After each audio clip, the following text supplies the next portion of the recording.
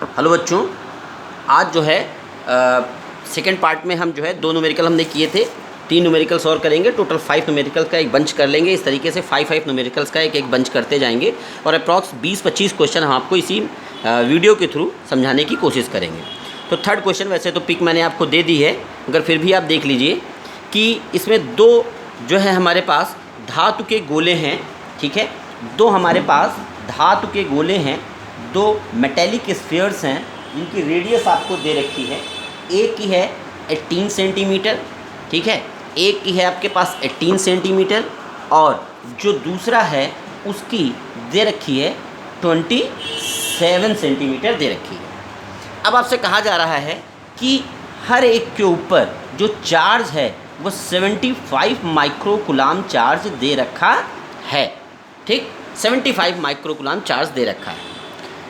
कह रहे हैं कि चालक द्वारा दोनों गोलों को जोड़ने पर, कोई चालक तार है, कोई वायर है, उस चालक तार के द्वारा जोड़ने पर दोनों गोलों को जोड़ने पर उभयनिष्ठ विभव क्या होगा। That means there be 2 metallic spheres with the radius at 10 centimeter and the 27 centimeter. Each have the charge 75 microcoulomb. कह रहे हैं कि अगर इन दोनों को हम लोग एक वायर के थ्रू जोड़ दें तो इसके ऊपर एक कॉमन पोटेंशियल क्या होगा, उभयनिष्ठ विभव क्या होगा। ठीक है, इसकी बात हमको करनी है। तो इसका सलूशन हम लोग देखते हैं। ठीक है, ठीक है, तो कोशिश करते हैं करने की। देखिए, बहुत इजी है। आपको वैसे तो हमने बताया है कि जब 2 स्फीयर्स को, जब किसी भी 2 मेटेलिक स्फीयर्स को, किसी भी चालक गोलों को हम लोग धातु के गोलों को जोड़ते हैं तो जो हायर पोटेंशियल है, जो उच्च विभव है, उससे निम्न विभव की तरफ जो चार्ज है वो फ्लो होता है, आवेश जो होता है प्रवाहित होता है। और ये काम तब तक होता है जब तक दोनों की पोटेंशियल सेम न हो जाए, और इसी पोटेंशियल को कॉमन पोटेंशियल उभयनिष्ठ विभव कहते हैं। और ये उभयनिष्ठ विभव क्या होगा, total charge that means Q upon C, मतलब दोनों की कैपेसिटेंस, टोटल कैपेसिटेंस, कुल आवेश बटे कुल धारिता, ऐसे करके हम लोग निकालेंगे। ठीक है बच्चे, तो कोशिश करते हैं करने की। देखिए, तो सबसे पहले अगर यहाँ पर इसको डिफ्रेंशिएट करें, हम लोग निकालने की कोशिश करें, तो टोटल चार्ज इसके ऊपर बेटा कितना चार्ज है, Q, इसके ऊपर भी Q। मान लेते हैं Q1 और Q2 होता अगर, तो Q1 plus Q2 total charge हो गया, और total capacitance C1 plus C2, ये हमने रख दिया। तो Q1 और Q2 तो हमारे पास मिल जाएंगे, मगर C1 और C2 नहीं मिलेंगे। मगर हमको मालूम है कि अगर रेडियस दे रखी होती है तो C की वैल्यू मतलब 4 pi epsilon not into radius, that means R1। तो इसको निकालें, 4 पाई एप्सिलॉन नॉट, आपको वैल्यू पता है क्या होती है, 1.0 इंटू 10⁹। ठीक है, और इंटू रेडियस है 18 सेंटीमीटर। सेंटीमीटर को कितने बदलेंगे हम लोग, मीटर में चेंज करेंगे, 10⁻² हो जाएगी। इसी तरीके से C2 निकालेंगे, इसमें भी 4 पाई एप्सिलॉन नॉट। ठीक है, और ये हमारे पास रेडियस R2 27 सेंटीमीटर, इसको भी चेंज करिए और इसकी वैल्यू रखेंगे तो क्या आएगा, 1 इंटू 10⁹, 27 इंटू 10⁻²। क्लियर, ये C1 C2 आपने निकाला, ये वैल्यूज़ आपको यहाँ पर रखनी है। तो V is equal to total charge 75 microcoulomb है, और माइक्रोकूलाम को चेंज करेंगे कूलाम में तो 10⁻6 आएगा, प्लस दूसरे वाले का सेम चार्ज है, दोनों सेम चार्ज पर हैं, अपॉन ये हमारे पास C1 प्लस C2, C1 की वैल्यू 1/9.0 इंटू 10⁹ और 18 इंटू 10⁻² प्लस 1.9.0 इंटू 10⁹ और इंटू 27 इंटू 10⁻², यही आएगा। तो ये हमारे पास वैल्यू आई। आपको सॉल्यूशन लेना आता है, मुझे बताने की ज़रूरत वैसे तो नहीं होनी चाहिए।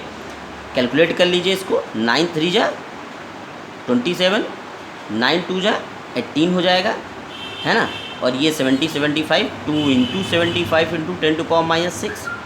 ठीक है, और यहाँ पर ये ऊपर जाएगा तो 2 और ये ऊपर जाएगा तो माइनस का, दैट मीन्स 10 टू पावर कितना हो जाएगा हमारे पास माइनस 9r 11 हो जाएगा, और प्लस यहाँ पर भी 9 3 जा तो 3 इंटू 10⁻² था, ये जाएगा तो माइनस का 11, तो 2 इंटू 75 इंटू 10⁻6, ये हो जाएगा 5 इंटू 10⁻11। आफ्टर सॉल्विंग दैट उसको आप सॉल्व करें तो आपके पास क्या आएगा, 3 इंटू 10⁻6, ठीक है, वोल्ट आ जाएगा। क्लियर? तो ये हमारा थर्ड क्वेश्चन का आंसर था। ओके बच्चे, ठीक। क्या करेंगे इसके बाद बात करते हैं हम लोग फोर्थ न्यूमेरिकल की, ठीक है। फोर्थ न्यूमेरिकल मैंने आपको यूनिट टेस्ट में भी दिया था, बहुत इंटरेस्टिंग क्वेश्चन है, बहुत इजी है, मगर कंसेप्चुअली बहुत अच्छा क्वेश्चन है कंसेप्ट के अकॉर्डिंग। तो इसमें क्या कहा गया है कि R तथा 2R, ठीक है, एक R रेडियस का और एक 2R रेडियस के दो मेटेलिक स्फीयर हैं, ठीक है, ठीक। और इन दोनों को इस प्रकार से आवेशित किया जाता है, इन दोनों को इस प्रकार से आवेशित किया जाता है, मतलब इसको चार्ज दिया जाता है कि दोनों पर सरफेस चार्ज डेंसिटी सिग्मा की वैल्यू, मतलब आवेश घनत्व तो बराबर रहता है, ठीक है। गोले परस्पर बहुत दूरी पर रखे हैं, जब दोनों को एक तार से जोड़ा जाता है, जब दोनों को एक तार से जोड़ दिया जाएगा तो बड़े वाले गोले पर नया चार्ज क्या होगा, ठीक है, ये बताना। That means the charge density sigma of the two metallic spheres of the radius of R and 2 are the same if the both are the connected by the wire, then find new charge density on bigger sphere, ठीक है। बड़े वाले sphere पर कितना surface charge density होगी, ये हमको निकालना है। बहुत इजी है। तो सबसे पहले वाले पर या दूसरे वाले के लिए बात करें तो मान लेते हैं पहले वाले पर आवेश जो चार्ज है Q1 और दूसरे वाले पर Q2 है। तो बेटा यहाँ पर सिग्मा की वैल्यू अगर निकालोगे तो आपको पता है total charge upon area, total charge upon area. Area कितना दे रखा है आपको, 4πr²। पहले वाले के लिए, दूसरे वाले के लिए सिग्मा की वैल्यू निकालोगे तो वही वाली कंडीशन Q2, ठीक है, और 4π क्या आ जाएगा 2r²। इसका रेडियस कितनी है, 2r दे रखी है। क्लियर? अब देखिए यहाँ से Q1 की वैल्यू जो होगी वो क्या आएगी, sigma into 4πr², and here is Q2 की वैल्यू सिग्मा इंटू 4π और 2r², मतलब 4r² हो जाएगा, ठीक है। ये हमारे पास वैल्यूज़ आएंगी, ठीक। तो ये 4 हमारे पास क्या आएगा, हमारे पास वैल्यू जो है इस तरीके से बन जाएगी। अब देखिए हमको निकालना है कि इस वाले पर हमारे पास क्या होना चाहिए, नया आवेश घनत्व, दैट मीन्स चार्ज कितना है, ठीक है, बिगर स्फीयर पर, तभी तो आवेश घनत्व की बात हम लोग कर पाएंगे, ठीक। क्योंकि हमको मालूम है कि तो सिग्मा जो नया वाला होगा वो क्या होगा, न्यू वाला चार्ज अपॉन एरिया।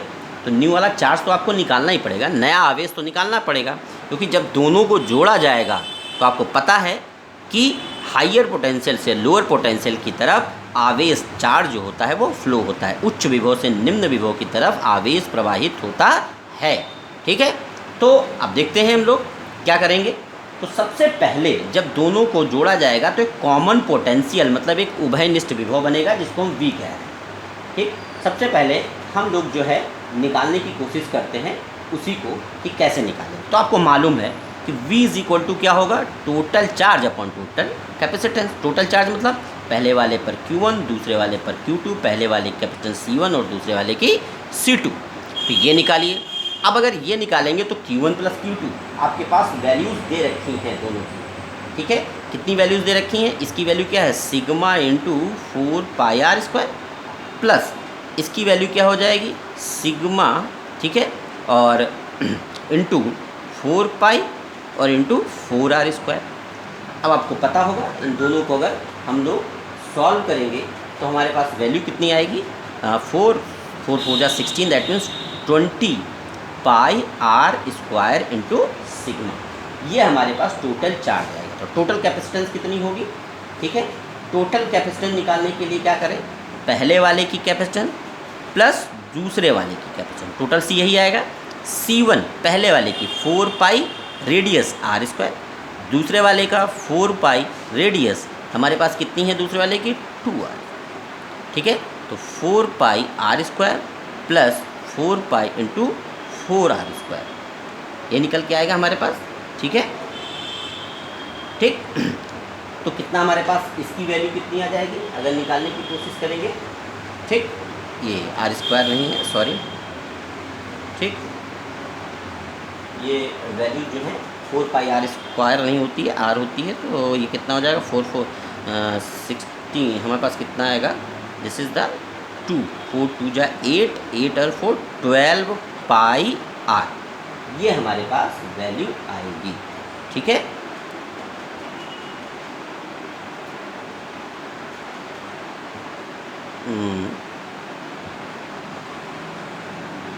नहीं, इसकी सी की वैल्यू जो है हमारे पास, सॉरी, होती है 4 पाई, ठीक है, अपसाइलन इंटू रेडियस मतलब आर। तो C1 प्लस C2 निकाल रहे हैं, तो C is equal to C1 plus C2, ठीक है। तो C1 की वैल्यू आप देखिए क्या आएगी, 4 पाई अपसाइलन आर, दूसरे वाले की 4 पाई अपसाइलन और 2r, तो ये हो जाएगा 4 पाई अपसाइलन आर, 4 2 जा 8 पाई अपसाइलन आर, ये कितना आ जाएगा 8 एंड 4 12 पाई एप्सिलॉन आर, ठीक। ये वैल्यू टोटल कैपेसिटेंस आई। अब आप कॉमन पोटेंशियल निकालिए, तो क्या होगा, total charge Q1 plus Q2 upon C1 plus C2। Q1 plus Q2 आपने निकाल रखा है, ठीक है। तो निकालने की कोशिश करिए, हमारे पास क्या वैल्यू आएगी, टोटल कैपेसिटेंस कितनी, हमने कितना निकाला था 20 pi r square into sigma, C1 plus C2 12 pi epsilon into r निकाल लिया है, ठीक है। ये हमारे पास वैल्यू आ गई है, इसको आपने निकाला, पाई से पाई कैंसिल हो जाएगा, ठीक है, एक आर से एक आर कैंसिल हो जाएगा, 4 5 जा 4 3 जा, that means 5 R sigma upon 3 epsilon naught, ये हमारे पास टोटल कैपेसिटेंस। अब देखिए हमको चाहिए क्या, हमको चाहिए कि इस वाले पर जो आफ्टर फ्लोइंग ऑफ चार्ज आवेश जो है जब प्रवाहित हुआ तो उसके ऊपर मान लेते हैं कि अब आवेश कितना हो गया, Q डैश हो गया। अब Q डैश हो गया तो फार्मूला वही C इंटू V, इसकी कैपेसिटेंस कितनी है, दूसरे वाले की C2 है, इसकी कैपेसिटेंस कितनी दे रखी है C2, तो ये आ जाएगा C2 इंटू V, V इसकी उभयनिष्ठ विभव, तो C2 की वैल्यू आपने ने निकाल रखी है। C2 कितना है 4 पाई epsilon into 2r, common potential भी आप लोगों ने निकाल रखा है, कितना निकाला है 5r into sigma upon 3 epsilon not, epsilon से एप्सिलॉन कैंसिल हो जाएगा। आफ्टर सॉल्विंग आप इसको सॉल्व करेंगे तो आपके पास कितना आएगा 5 4 जा 20, 20 और 2 हो जाएगा 40, ठीक है, 40/3 ये आएगा, और आर स्क्वायर सिग्मा और इंटू पाई। अब हमको निकालना है सरफेस चार्ज डेंसिटी, ये होता है अपॉन एरिया, ठीक है, तो 40/3 पाई आर स्क्वायर, ठीक है, ये हमारे पास आएगा, और इंटू सिग्मा अपॉन ए की वैल्यू कितनी है अगर बात करें तो A area 4 pi r square, r की जगह पर 2r का स्क्वायर होता है एरिया इसका। इसको जब सॉल्व करेंगे तो आपको मालूम है पाई से पाई कैंसिल, ठीक है, एक आर स्क्वायर से R square cancel, after solving that 5/6 into sigma आएगा, मतलब दूसरे वाले पर जो चार्ज आ रहा है वो 5/6 सिग्मा हो रहा है, ठीक है, ओके। अब बात करते हैं हम लोग थर्ड वाले की, ठीक, लास्ट क्वेश्चन की बात करते हैं, फिफ्थ क्वेश्चन की, ठीक है। फिफ्थ वाला क्वेश्चन कैसे करेंगे, फिफ्थ वाला क्वेश्चन क्या कह रहा है कि एक समांतर प्लेट संधारित्र है, तो आसान क्वेश्चन है, मुझे उम्मीद है आप लोग कर सकते हैं। एक समांतर प्लेट संधारित्र है, दैट मीन्स एक पैरेलल प्लेट कैपेसिटर है जिसका एरिया ए की वैल्यू 100 सेंटीमीटर स्क्वायर है, ठीक है, 100 सेंटीमीटर स्क्वायर है, that means 100 into 10⁻⁴ metre square है, क्लियर। ये हमारे पास दे रखा है, दोनों के बीच की सेपरेशन मतलब डी की वैल्यू भी दे रखी है आपको, दिस इज़ द 0.025 सेंटीमीटर, ये दे रखा है, ठीक है, और सेंटीमीटर को चेंज करेंगे तो 0.025 इंटू 10⁻² मीटर हो जाएगा, क्लियर। अब हमको निकालना क्या है, इन प्लेटों के बीच विभवांतर कितना होगा, ठीक है। इन प्लेटों के बीच विभवांतर कितना होगा? विभवांतर के लिए फार्मूला Q/C होता है। तो Q और C दोनों हमको चाहिए, इस तरीके से हम लोग निकाल सकते हैं। ठीक है, तो Q तो आपको दे रखा है, C निकाल लीजिए। इसमें कितना चार्ज है दोनों के बीच में? चार्ज भी शायद दे रखा है। कितना दे रखा है? 3.54 माइक्रोकुलाम। आपको पता है माइक्रोकुलाम अगर दे रखा है तो 10⁻⁻6 कुलाम हो जाएगा। चार्ज दे रखा है, कैपेसिटर निकालनी है आपको। तो कैपेसिटेंस कैसे निकालेंगे? ठीक है, कैपेसिटर निकालने का फार्मूला आपको पता है। पैरेलल प्लेट कैपेसिटर के लिए क्या होता है? एप्सिलॉन A/d होता है। क्लियर? ठीक, एप्सिलॉन की वैल्यू आपको दे रखी है, एप्सिलॉन नॉट 8.85 नहीं दे रखी है तो थोड़ा सा याद भी कर लेंगे इसको। 10⁻12 ये होती है हमारे पास एप्सिलॉन नॉट की वैल्यू। ठीक है, into A is how much? A की वैल्यू दे रखी है 100 इंटू 10⁻⁴ अपॉन डी की वैल्यू 0.025 इंटू 10⁻⁻2 ये दे रखा है। तो V इज इक्वल टू क्या हो जाएगा? Q/C।